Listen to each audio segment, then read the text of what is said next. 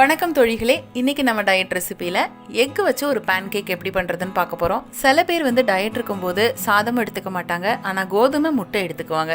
அந்த மாதிரி உள்ளவங்களுக்கு இந்த ரெசிபி ரொம்ப ஹெல்ப்ஃபுல்லாக இருக்கும். வாங்க இதை எப்படி பண்ணுறதுன்னு பார்க்கலாம். இதில் 3 முட்டை நான் உடச்சி ஊற்றிருக்கேன். இது கூட 3 ஸ்பூன் அளவுக்கு ஜீனி சேர்த்துக்கலாம். ஜீனி வேணாம் அப்படின்னு நினைக்கிறவங்க நாட்டு சர்க்கரை கூட சேர்த்துக்கலாம்.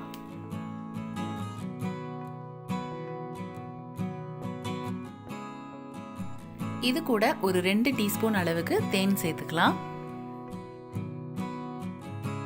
இது கூட 150 கிராம் அளவுக்கு நான் கோதுமை மாவு சேர்த்துக்கிறேன். ஒரு முட்டைக்கு 50 கிராம் கணக்கு. 2 டீஸ்பூன் அளவுக்கு பேக்கிங் பவுடர். இது ரெண்டையும் நல்லா சலிச்சு போட்டுருங்க. அப்படி சலிச்சு போடாம டைரக்டா போட்டீங்க அப்படின்னா கட்டி விழும். இப்போ இது எல்லாம் ஒன்னோட ஒன்றா நல்லா மிக்ஸ் ஆகிற மாதிரி மிக்ஸ் பண்ணி விட்டுருவோம். கொஞ்சம் கூட கட்டி விழக்கூடாது. அப்படி விழுந்துச்சுன்னா அந்த பேன் கேக் நல்லாவே இருக்காது. இப்போ இதில் 3 டீஸ்பூன் அளவுக்கு பால் சேர்த்துக்கலாம். இது ரெண்டையும் சேர்த்து நல்லா மிக்ஸ் பண்ணி எடுத்துக்கலாம். ரொம்ப தண்ணியாகவும் இருக்கக்கூடாது, அதே சமயம் ரொம்ப கட்டியாகவும் இருக்கக்கூடாது. வாசனைக்காக ஒரு 2 சொட்டு ஏலக்காய் எசன்ஸ் ஊற்றிக்கிறேன். இதுக்கு பதிலாக நீங்கள் வெண்ணிலா எசன்ஸ் கூட ஊற்றிக்கலாம். இதையும் நல்லா மிக்ஸ் பண்ணிட்டு ஒரு 15 நிமிஷத்துக்கு நம்ம மூடி போட்டு ஊற வச்சு எடுத்துக்கலாம்.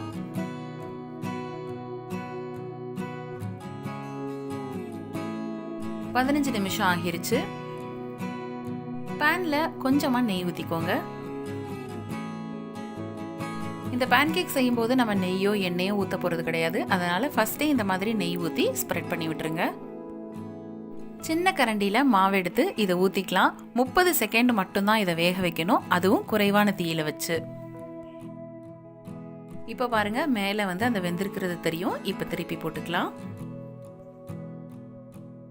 திருப்பி போட்டதுக்கு அப்புறமா அதே மாதிரி குறைவான தீயில வச்சு 30 செகண்ட் வேக விட்டுக்கலாம்.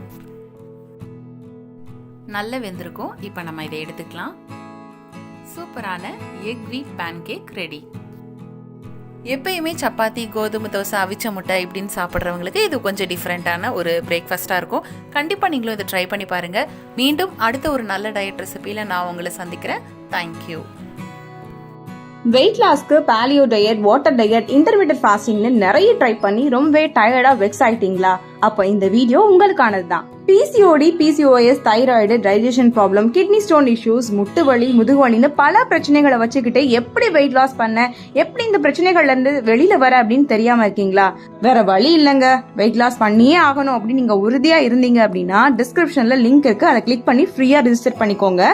எங்களுடைய வெல்னஸ் கோச் உங்களை கைட் பண்ணுவாங்க.